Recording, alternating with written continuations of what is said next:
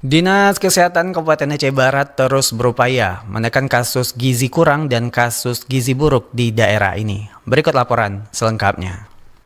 Dan kami laporkan dari Dinas Kesehatan Aceh Barat bersama PJ Gizi Dinas Kesehatan Aceh Barat Ibu Monalisa, yang mana angka gizi buruk 2025 masih belum ada laporan, sementara 2024 4 orang dinyatakan gizi buruk dan 3 gejala jantung bocor, sedangkan 1 hidrosephalus kepala membesar, dan ini 2015 secara nasional menurut angka EPPGBM naik, dan ini menurut berat badan berdasarkan gizi buruk menurun. Dan kita minta keterangan dari Ibu PJ Gizi Dinkes Aceh Barat Monalisa. Silakan Bu. Baik, untuk kasus gizi buruk tahun 2025 di Kabupaten Aceh Barat belum ada laporan dari pihak Puskesmas. Sementara untuk tahun 2024 Aceh Barat ada kasus gizi buruk 4 balita dengan 3 gejala jantung bocor dan 1 hidrosephalus. Dan 4 orang anak balita ini setelah kami tangani dan telah dirujuk ke rumah sakit tipe A di Zainal Abidin.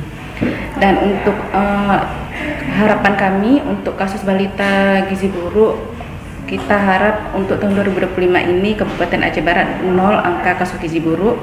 Tapi kalau dilihat dari angka EPPGBM itu naik karena berdasarkan berat badan kurang. Harapan kita untuk menghindari kasus gizi buruk ini, kita berharap kepada ibu hamil agar rutin mengecek kesehatan di posyandu, di pasienkes lainnya, atau ke dokter spesialis.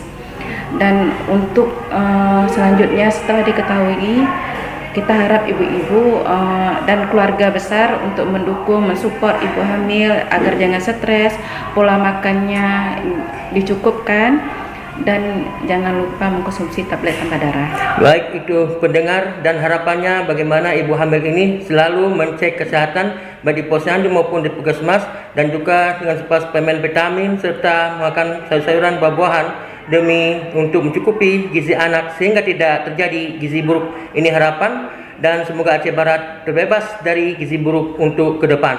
Demikian reporter RRI Melabuh John Nehru Satria melaporkan.